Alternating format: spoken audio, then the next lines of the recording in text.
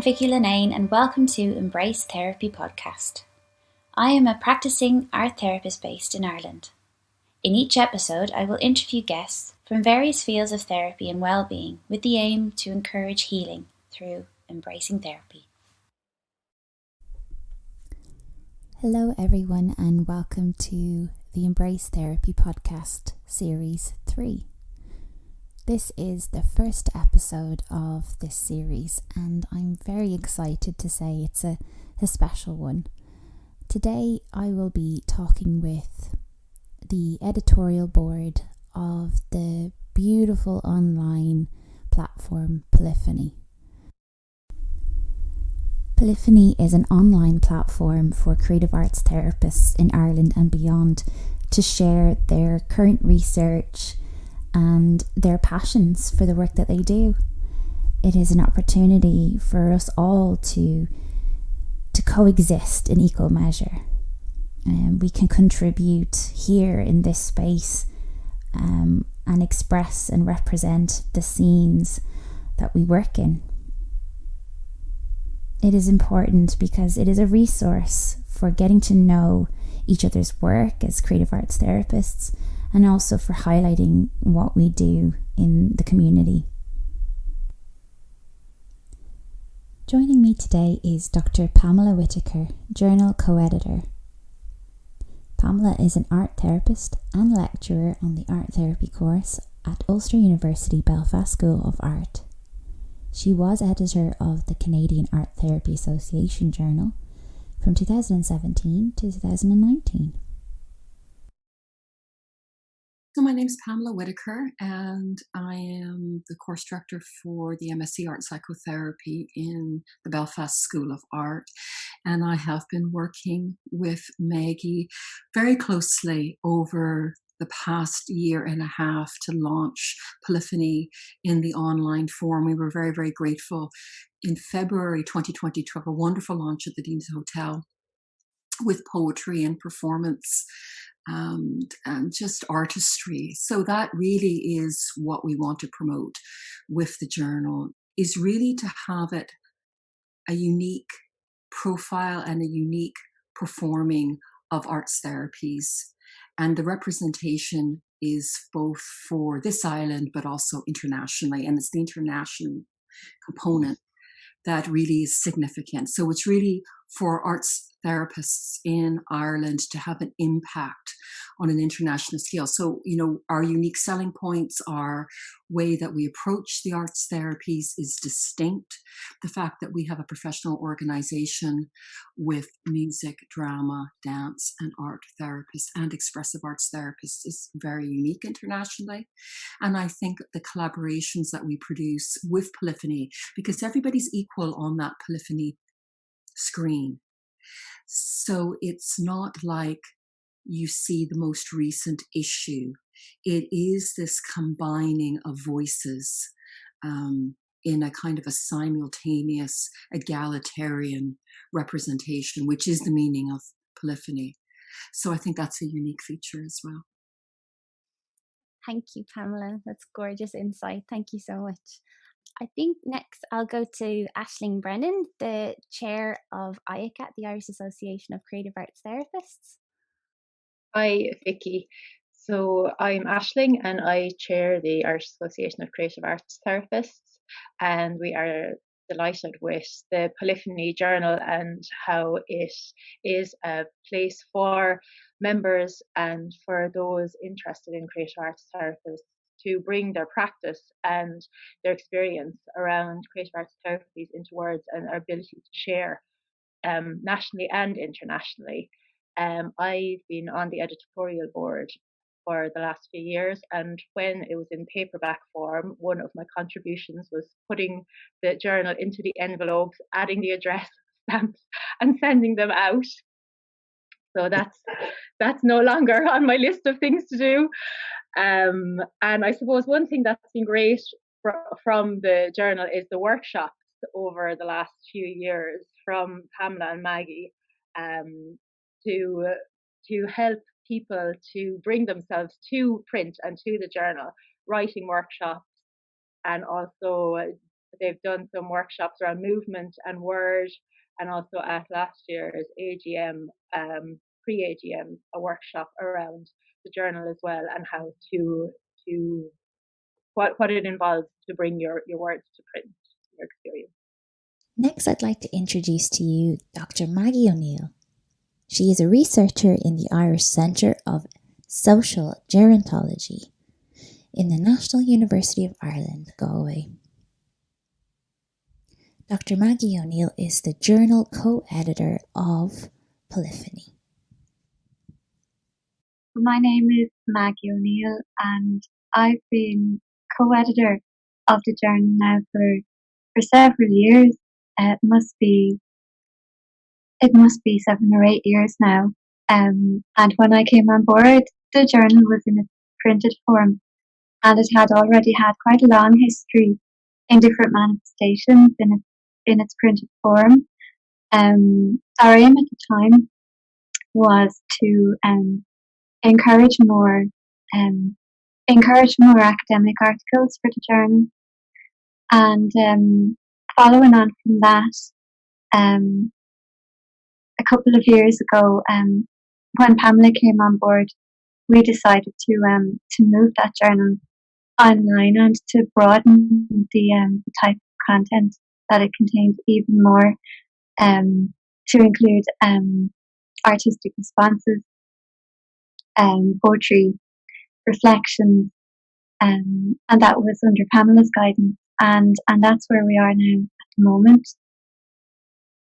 Thank you, Maggie. That's brilliant. It was really nice to say that you've been doing this for some time, that you've, worked when it was in its paper form, its printed form. So it's really nice to hear that your input has made it online as well. So, which I think is brilliant and really accessible then throughout the world, because it is freely available across the world for anybody to read.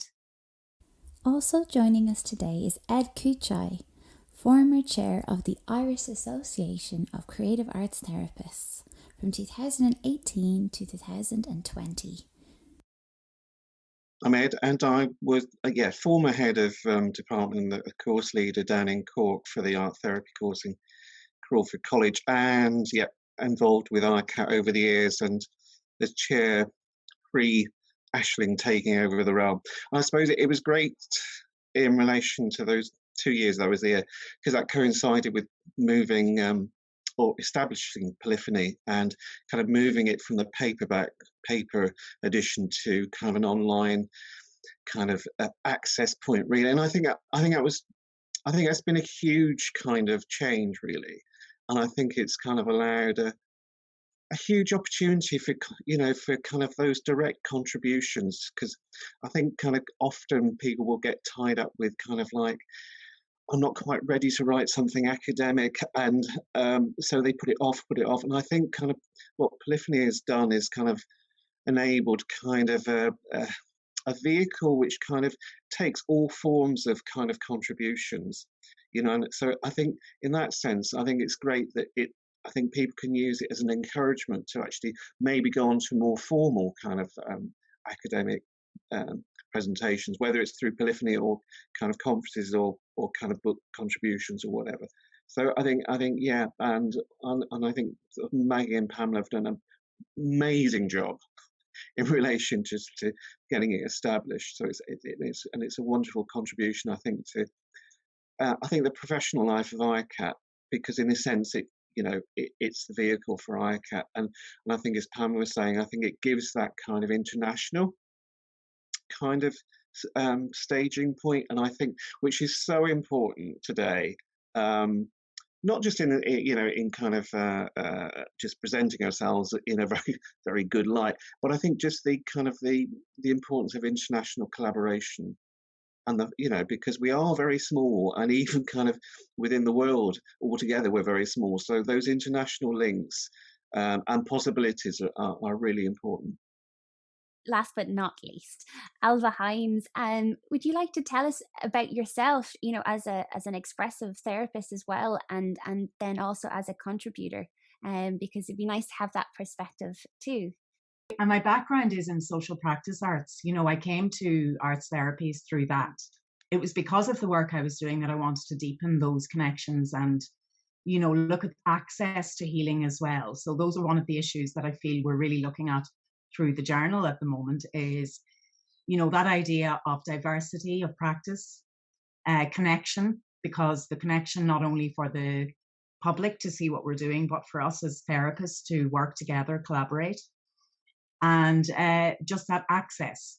So those issues are quite close to my heart, and that's how I've developed my practice over time. So I would work as an artist as well. So I have this kind of dual identity of making artworks and also working in the community. And I've just combined all of that really into my practice.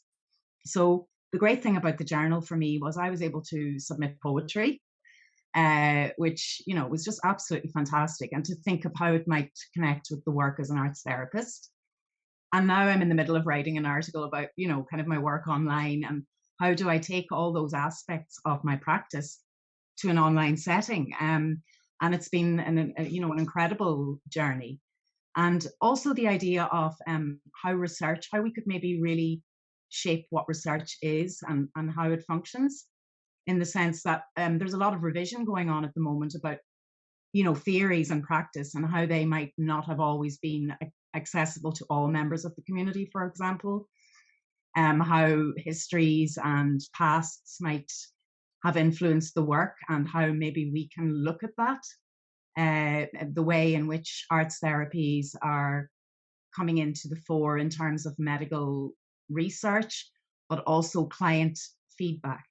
And I think that's one of the areas of research that I'm quite interested in is collaborating with the client to find out the processes of change and to use that as a form of research. So the qualitative aspects of research. You put that so eloquently. Thank you so much. It's real food for thought there. Thank you so much. I suppose just to start from the beginning, because it's been going a long time, the Journal of IACAT and then now Polyphony, and how it's come from this paperback form to online, and that means that with that it can be really accessible. It can make more variety for the submissions. But what would you see as the main steps that people need to take to maybe submit into the journal?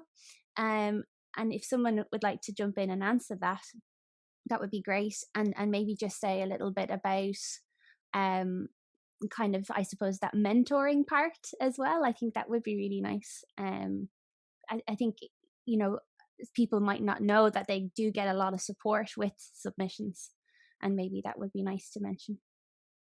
If I could just say a little bit first of all about the types of submissions that we include in Polyphony.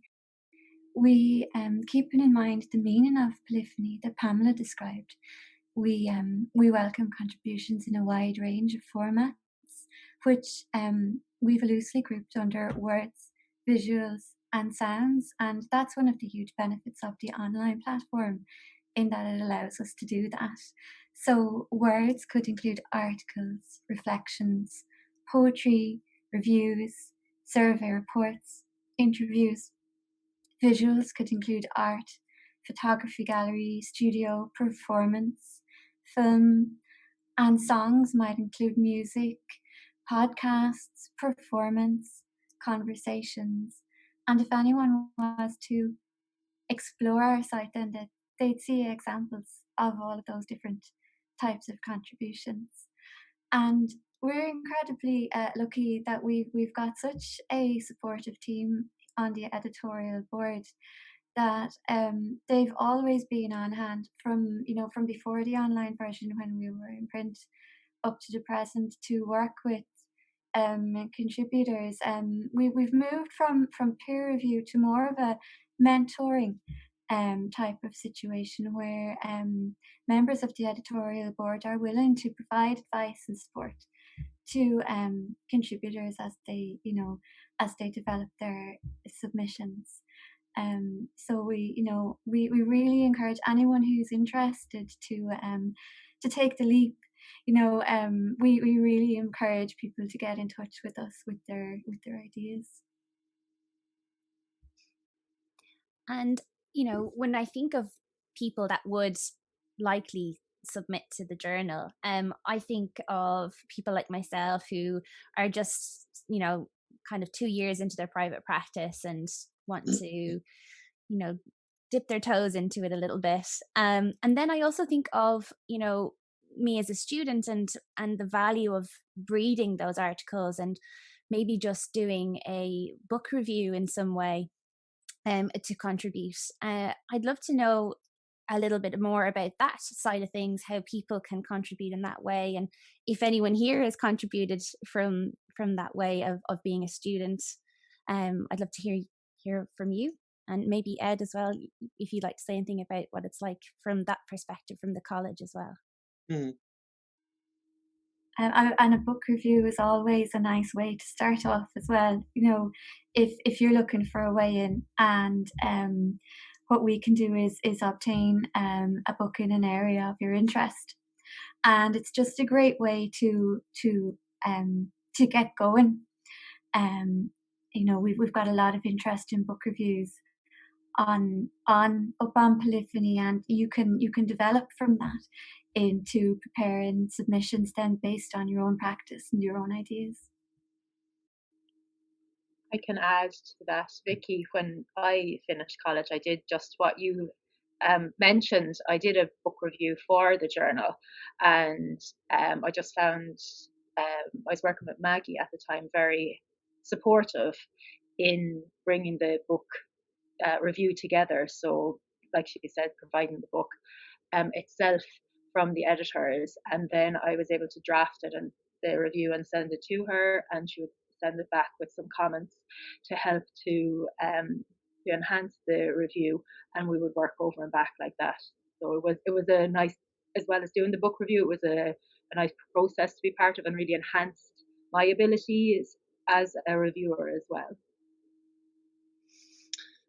I think the workshops that that Maggie has provided have been really quite instrumental for quite a number of people in terms of the transition. And I think kind of when you're in college, when you're training, you're caught up with kind of being a therapist, becoming a therapist, and what the hell that means, to you personally. So I think kind of once you come to the end of your training, then kind of like that, the transition into being a professional and actually doing the work independently, in a sense, is quite a leap of faith. It takes a real time to kind of assimilate that new founding kind of position you have, and developing that kind of confidence. And I think kind of a lot of people get caught up with, and quite naturally, just the almost physical transition over, and like the academic one, which is so important in the sense that's how we reflect about being a practitioner. Sometimes gets a little bit lost. And I think kind of the workshops have helped that transition. And I think there's something about encouraging people to, and I think this is where Polyphony kind of really, really works well, in terms of kind of just taking that possibility of actually reflecting on what I do and what does that mean to me. And in doing so, what does that mean for other people? And I think kind of, just that simple thing of being able to do a book review, or even, as Elvis said, writing poetry, just gives you that sense of actually taking a stance in terms of being a reflective practitioner, and forgetting that term in a way, and actually, and just being a practitioner. And what does that mean for me? Where am I now, and where have I come from, and where am I going to? And I think that's where kind of like thinking about kind of doing some writing, and in a sense doing some research, and maybe kind of like it's important to take the capital R off of research and just kind of, in a sense, kind of let's all be a little more familiar with it and actually kind of make it our own rather than someone else's. And I think that's that's in a sense what we need to encourage. People owning their own research in whatever form or whatever way that takes. And I think, again, as Alva, as you were saying, kind of looking at that kind of the impact for the client and how do they assess what they're doing, because that's so important for us to actually understand as practitioners. So anything at all, I think, that kind of encourages somebody to take a reflective position in whatever form it is really, really positive. Yeah. Thank you, Ed. I'm just looking at Maggie's words here. Polyphony rises out of not just one voice, but many diverse contributions. It is a combining and emergence of simultaneous lines of independent voices, of melodies coexisting in equal measure. And I think that what we're doing here is not only the simultaneous diversity of many allied health professionals, creative arts therapists in Ireland speaking and collaborating, but we're also talking that we're just not only text-based. So, it's giving voice and giving expression, representation to multiple forms of artistic media. And Vicky, you have contributed to that with your podcast, with the journal. We want to thank you so much for that. Videos for drama therapists and dance movement therapists is also really critical. Storytelling, poetry, performance, films are all just, we're able to really represent our membership and the variety of modalities that clients can engage with. So I just wanted to pass you to Aisling to launch the diversity statement, because I just feel that it's a moment for it at this point. ICAT have been working on the diversity statement over the last while, and actually Vicky was one of the key contributors to that group that worked on it. So the diversity, the ICAT diversity statement, the diversity of the people of Ireland has been the source of our innovation, cultural rhetoric, and unique creativity. Our vision for equality, diversity, and inclusion in IACAT goes beyond establishing processes to achieve change. At IACAT, we strive to enhance the voices of all those who come into contact with our organisation. We approach all those with whom we work with complete support and unconditional positive regard. IACAT commits to take action against any form of discrimination based on gender, age, race, ethnicity, sexuality, disability, religion or belief, maternity or pregnancy, gender reassignment, minority and ethnic minority groups, sex or sexual orientation. We believe that having diversity within our membership will only enhance our ability to serve our community at large. IACAT strives to reflect the Ireland we live in through our training, and within its membership, we encompass inclusivity and promote and embrace equality and diversity within our membership and our workforce. We are committed to continually reflecting on our viewpoints and actions to ensure best practice that is fair, just, and supportive. We aim to be free from all forms of discrimination. Very good. So the ICAT diversity statement, just that overview, which what we would like to resonate within IACAT, the association itself, and encourage our members to form as part of their practice as well, to inform their practice as well. And with the journal, then maybe Pamela or Maggie could pass over to you about how that's going to be incorporated into the journal. Yes, well, we were really inspired by this statement, and as Pamela was saying there, Polyphony itself was really conceptualized to embrace diversity and togetherness and inclusivity and accessibility. And we recently developed our latest call for papers, and this is following on from recent calls for papers in If I could just roll back actually a little bit, first of all, this is our third special, our fourth special call for papers, because we started off, Polyphony went online in, I think it was February 2020. And that was after a lot of brainstorming about the vision, the design, the breadth of Polyphony. We distributed our first call for papers, which was following on from a workshop that we held on writing the language of the body.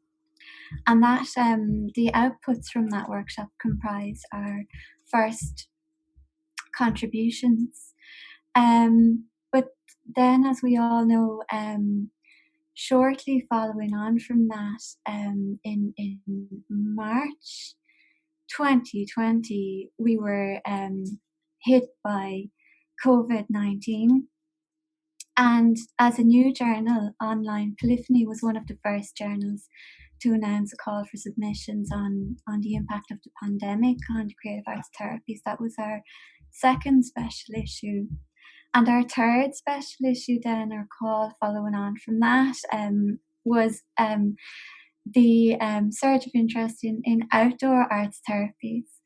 And now then, most recently, inspired by the diversity statement, but also as a natural progression to those calls, we've just, and as Pamela said, it's hot off the press.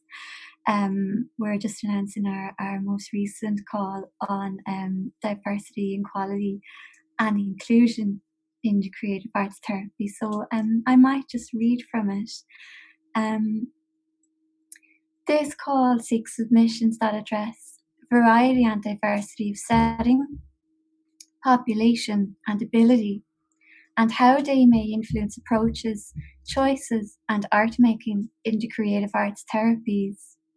Following the IACAP vision, it seeks to advance equality, diversity, and inclusion in and through arts therapies through research, reflection, theory, and practice.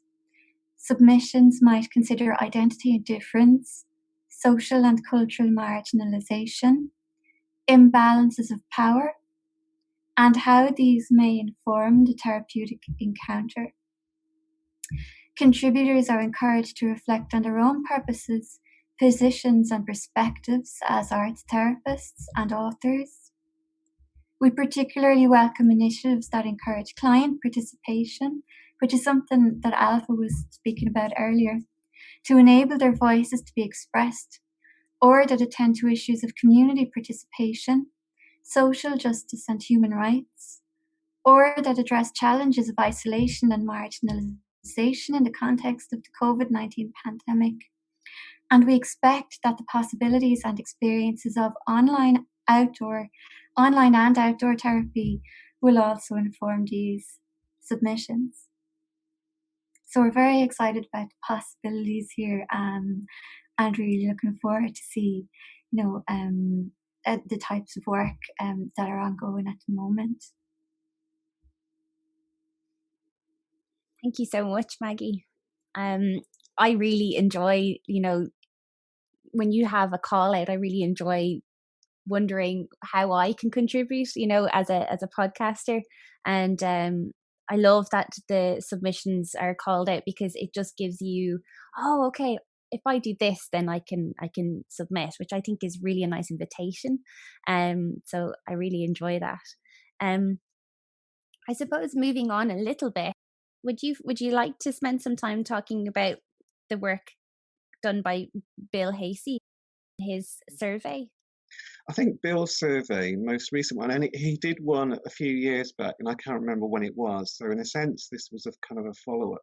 But this one was much more extensive, and I think because, because I think ICAP worked with him in relation to kind of what was going to be useful to know.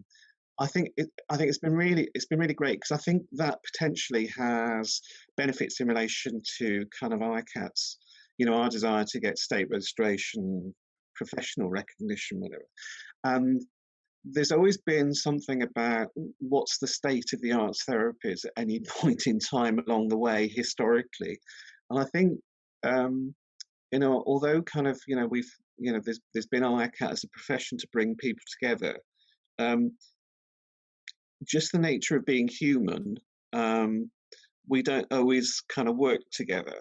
And I think that's why, something like what Bill has done has been really important, because it gives a snapshot in relation to actually what's happening on the ground, and actually kind of trying to make people connect with one another, which is sometimes difficult to do.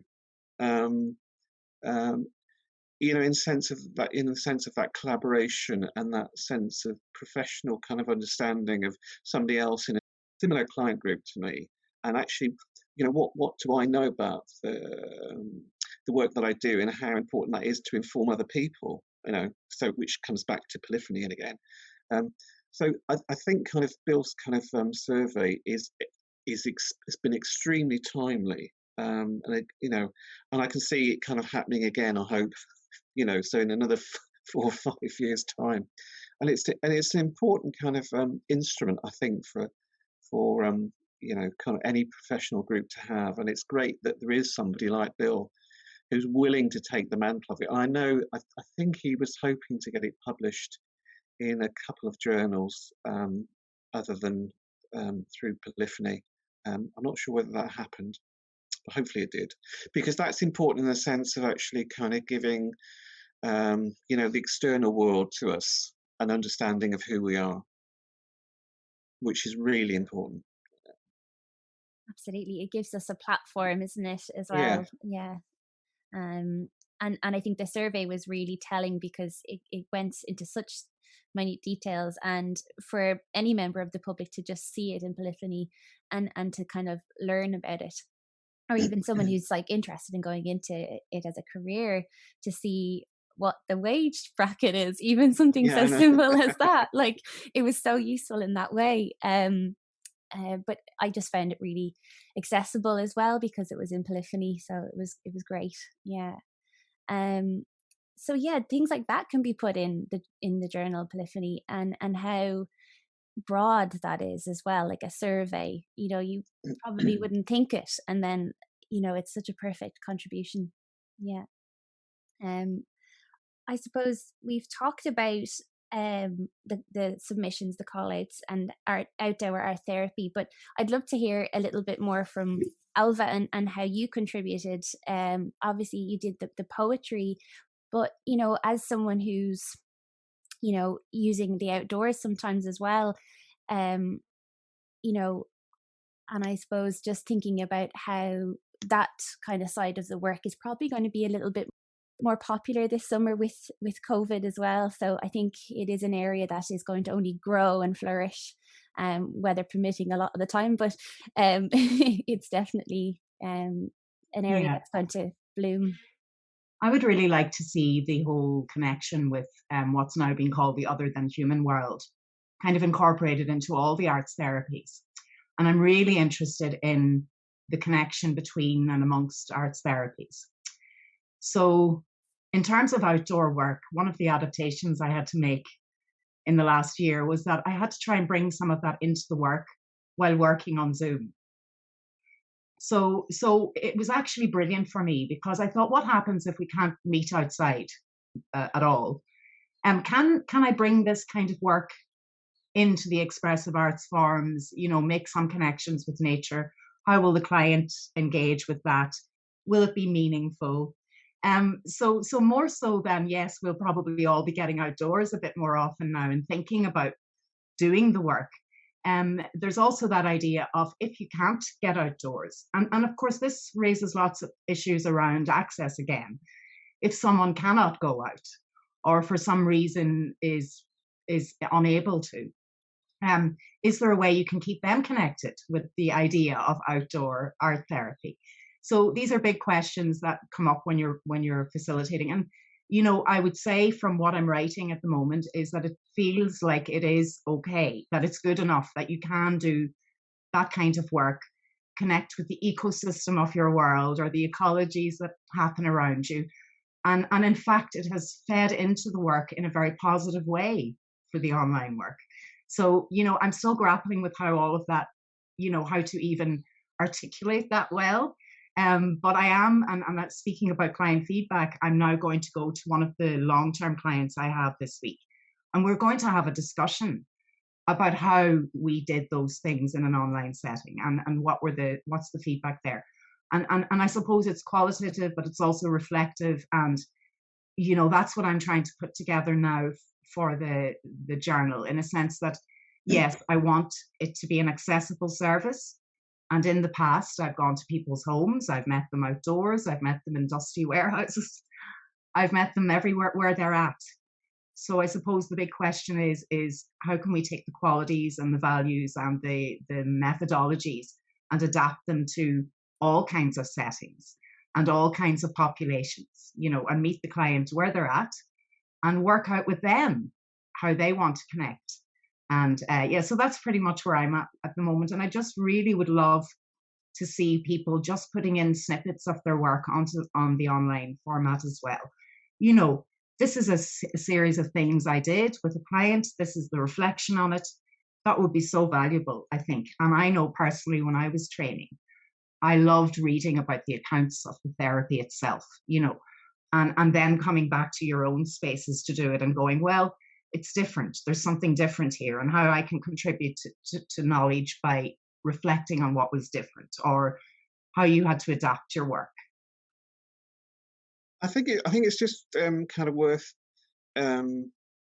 just thinking about kind of those people that have actually contributed to kind of book chapters. I'm just conscious that Claire Flavin, who's not with us, has a chapter called Therapeutic Arts in Pregnancy, Birth and New Parenthood, which I think is out this year. I think it was meant to be last year, but I think it's out this year. So which is tremendous. I think what's great is one that she's obviously done it, but it's kind of it's a new area.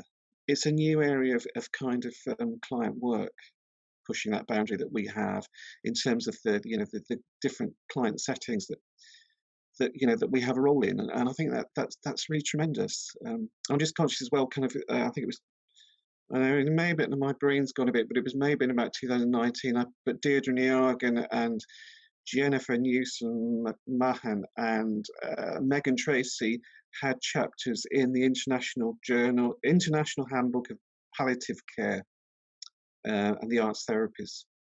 And there have been a few others along the way, and I think that it's really worth highlighting the kind of the developments that are actually kind of are happening, and the way that these are being kind of contributed to the world, in a sense, through academic papers, books, whatever, and really to encourage that. I might just mention in second edition, Phil Jones' second edition of Arts Therapies, which was released this year, in terms of how we contribute to international research knowledge. He's attempted in that volume to bring together some of those ideas and the links between the arts therapies. So if there's anybody out there looking for a read, that might just give them a really good overview, maybe perhaps of what's going on in terms of research and understanding. That might be a good book to look for, or maybe somebody might like to review it. I've read it, it's fab, but I'd say somebody would like to review it, and it could be a really useful review for the journal. I think it's been interesting, kind of in relation to COVID, and the way that kind of, as Alva, you were saying about how you've kind of had to look at kind of, in a sense, your practice and how online fits with that and how it doesn't fit. And I think, and then the kind of the move to kind of the use of an outdoor space, and because if you think kind of like, I don't know, 5, 6, 10 years ago, if we'd been kind of like talking to students about using kind of outdoor spaces, not quite all hell would have broken loose, but kind of like the framework that's been, would have been seen to be almost kind of falling down. And what does that mean? And I can remember having conversations with people who worked in the studio upstairs in the UK, where they have artists and art therapists working with people with mental health needs, and it's primarily about their the individual's kind of connection with art that they're relating to, but you've got the artist and the art therapist there to support kind of the spectrum of needs.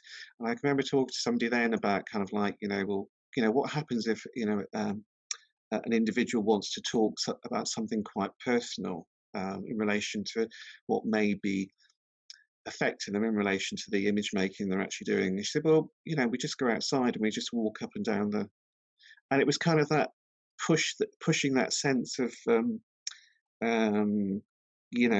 confidential space. And it kind of made me think about how we can, how we constrict ourselves in relation to our practice sometimes.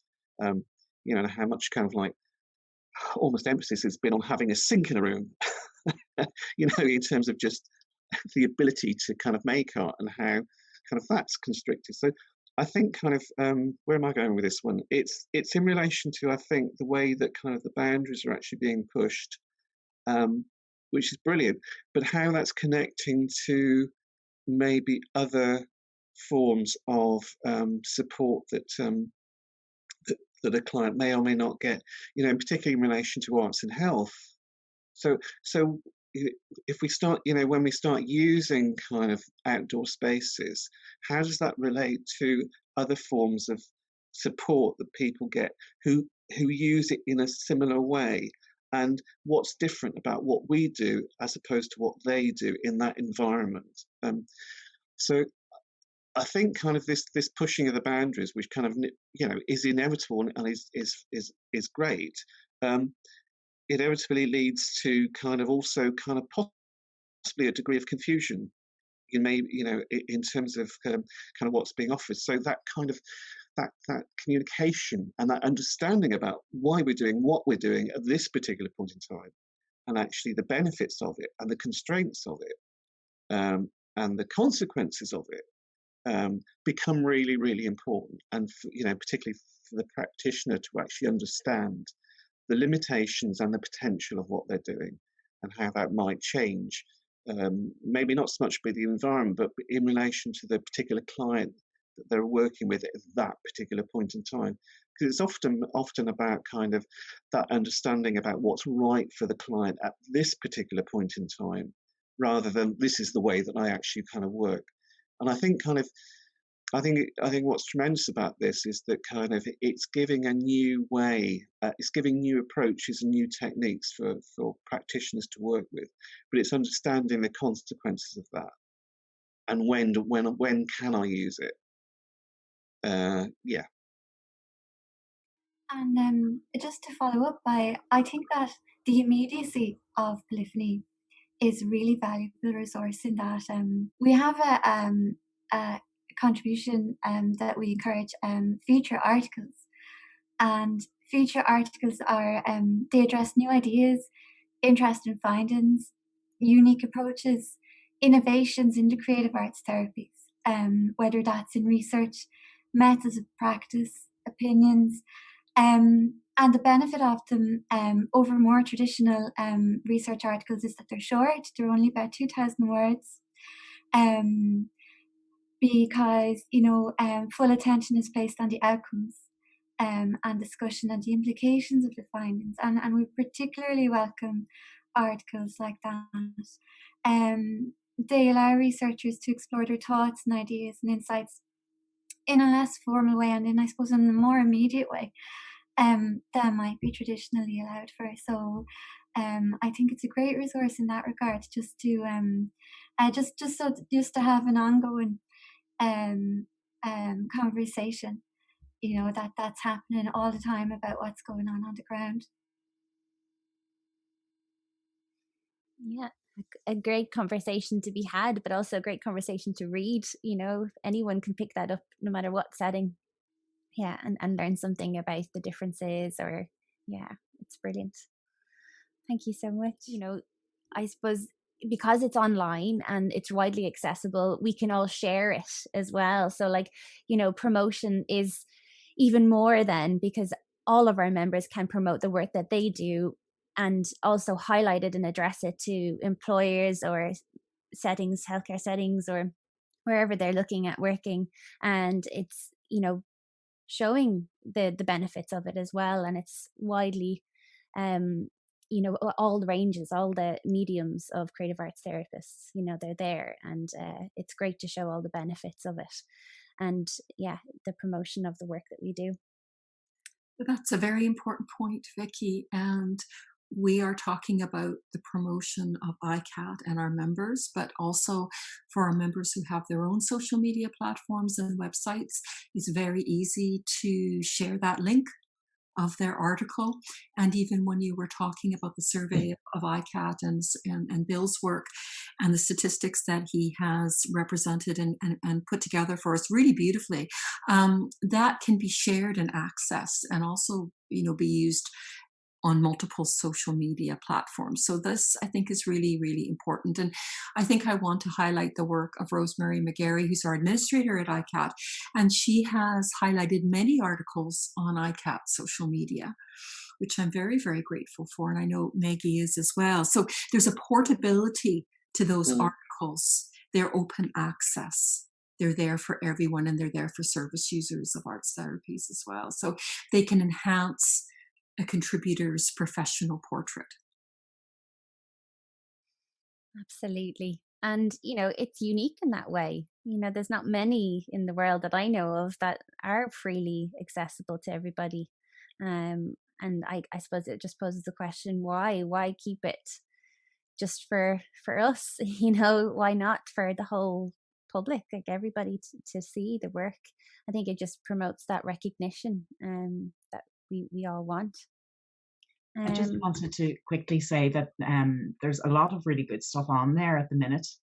I don't know whether Maggie or Pamela might want to draw attention to some of the articles, because the website's really beautiful to search and everything. It's actually visually very good to look at as well.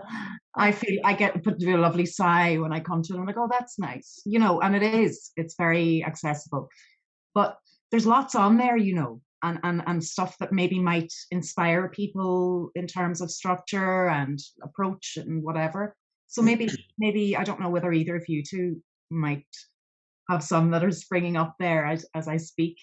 There are some lovely examples up there, and it's searchable. We have a search function, and the articles are tagged according to sound, visual,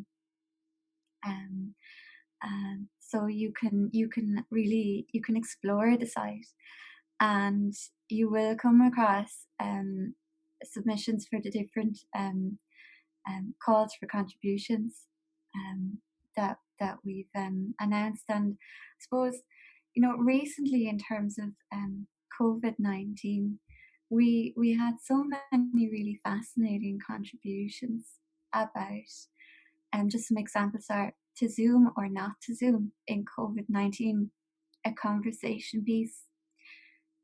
COVID-19, how to move at a standstill. Drama therapy during COVID-19, a call to digital adventure.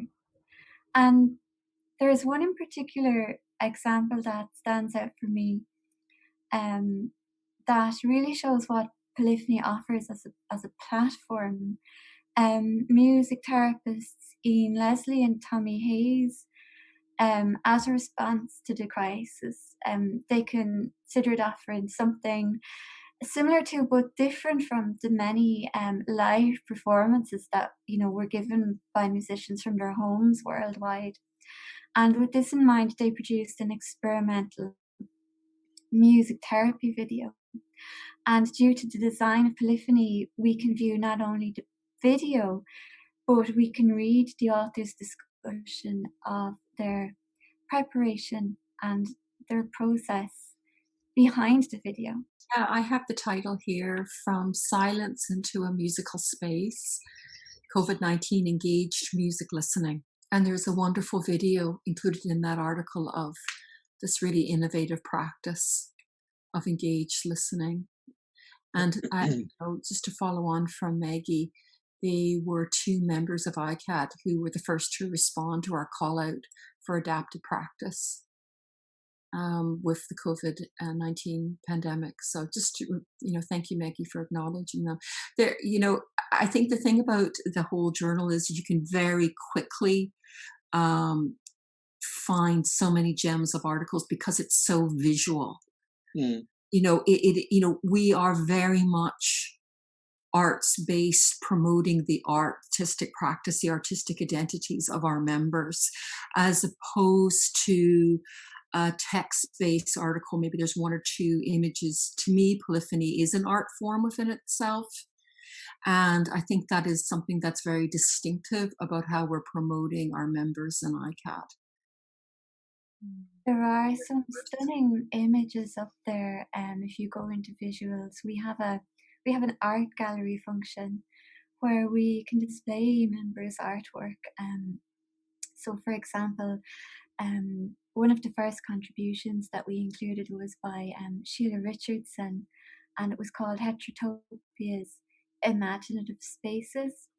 And it shows artwork for an exhibition, but it also includes, a piece about the theory behind the artwork.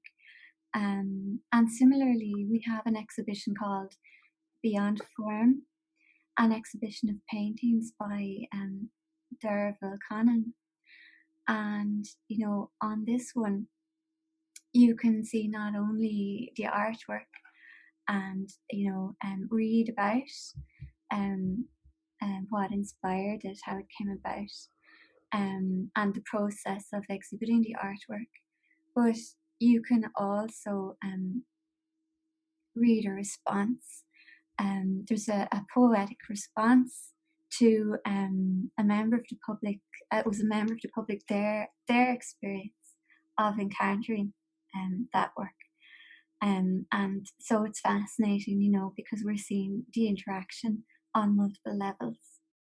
It really is so interactive. So that's beautiful. Thank you so much for sharing the ones that are jumping out at you right now. And I hope that's an invitation to anyone who's listening to just go on and just have a nose, just snoop around and you'll find something that you like. Absolutely.